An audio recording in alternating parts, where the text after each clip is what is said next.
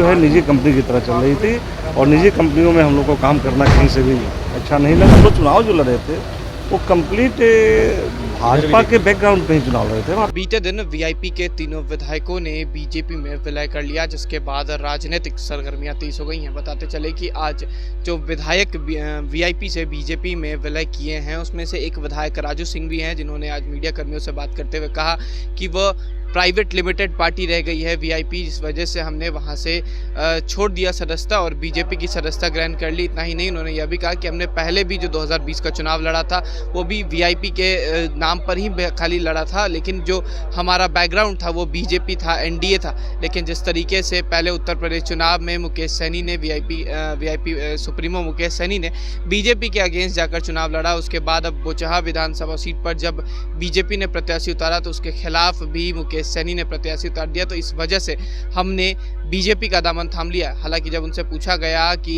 मुकेश सैनी कह रहे हैं कि आप लोग अंगूर के लिए बीजेपी में आए हैं, तो उसको लेकर भी उन्होंने तंज कस दिया। क्या कुछ कह रहे हैं बीजेपी विधायक राजू सिंह, पहले आप सुने। मैं पहले ही बता रहा हूँ कि पार्टी जो है निजी कंपनी की तरह चल रही थी और निजी कंपनियों में हम लोग को काम करना कहीं से भी अच्छा नहीं लगा, इसलिए हम लोगों ने खुद से अपने और हम लोग चुनाव जो लड़े थे वो कंप्लीट भाजपा के बैकग्राउंड पे ही चुनाव लड़े थे, भारतीय जनता पार्टी के एनडीए के बैकग्राउंड पर चुनाव लड़े थे। तो हम लोग पार्टी क्या छोड़े, हम लोग पुनः उस घर में वापस आए हैं जहां जब इनका यूपी चुनाव का समय आया, यूपी चुनाव के बाद में भी बोचहा का समय आया, जब ये एनडीए से अलग होने की बात करने लगे तब जाकर के लिए आए हैं आप लोग बीजेपी में। नहीं, सवाल पता नहीं वो उनकी सोच होगी, और अंगूर के लिए या मिठाई के लिए वो जा सकते हैं। हम लोग तो पिछले 20 सालों से राजनीति कर रहे हैं, उनका राजनीतिक करियर 6-7 सालों का है, अपने बारे में सोचिए। हम लोग तो 20-25 साल से राजनीति। राजू जी, आपने कहा था कि वो फैक्ट्री की तरह पार्टी चला रहे थे। इस सवाल पर मुकेश सैनी कह रहे हैं कि अंगूर के पीछे लंगूर जाता ही है। हाँ। तो जाने वाले गए और वो बुराई करेंगे, करने दीजिए। अब पता नहीं बुराई वो करें, मैं तो बुराई नहीं कर रहा हूँ, लेकिन कौन सा लंगूर किसके पीछे जाता है खुद आप लोगों के सामने है ना। चुनाव हार करके भी मंत्री बने तो लंगूर कौन होगा? मैं उनके बारे में विशेष टिप्पणी नहीं करना चाहता। वो हमारे राष्ट्रीय अध्यक्ष साल भर से ज्यादा तक बने रहना चाहिए या नहीं, क्योंकि ये शीर्ष नेतृत्व निर्णय लेगा, ये हम लोग नहीं बता सकते। पर अभी अब बीजेपी के विधायक हो गए हैं, बीजेपी के तमाम विधायक मांग कर रहे हैं कि उन्हें अब इस्तीफा दे देना चाहिए। अब बीजेपी के हो गए हैं। देखिए, मैं अभी इस पर मेरे लिए कुछ भी बोलना ज़्यादा होगा, इसलिए मैं नहीं बोल पाऊँगा, क्योंकि मैं अपने माननीय राष्ट्रीय अध्यक्ष के साथ 1.5 साल तक काम किया हूँ। इसलिए मेरा ये कहना कि उनको मंत्रिमंडल छोड़ देना चाहिए, ये मैं कहीं उस औकात का मैं अपने आप को नहीं समझता। कैसा तरीका था मुकेश सैनी का? बिल्कुल, आप जानते हैं कंपनी चला रहे हैं, पार्टी चला ही नहीं रहे हैं, कंपनी चला रहे हैं। बीजेपी में आप लोगों के आने का जो डायरी है वो पूर्व में तैयार हो चुका था। कंपनी चला रहे। बिल्कुल पूर्व में भी हम लोग तो बीजेपी से ही आकर के इस पार्टी से चुनाव लड़े थे ना। हम लोग आने जाने का सवाल कहाँ था। ये तो अगर पार्टी को ढंग से एनडीए के साथ रह करके और पार्टी को चलाते, क्योंकि एनडीए के द्वारा ही हम लोग उनके टिकट पर चुनाव लड़े थे। इस बात को आप कैसे कह सकते हैं कि वो प्राइवेट कंपनी चला रहे थे?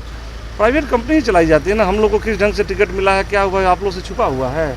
और उसके बाद में टिकट मिलने के बाद में चारों विधायक जो थे, चारों विधायक से कोई भी राय ना लेकर के, बिना राय लेते हुए ही यूपी के चुनाव में जाना, बोचहा के चुनाव में कैंडिडेट को उतारना, कोई बात नहीं करना, तो ये प्राइवेट कंपनी ने ऐसा क्या लगता है कि सबसे बड़ा घात मुकेश सैनी ने बोचहा में उपचुनाव लड़कर किया है क्या?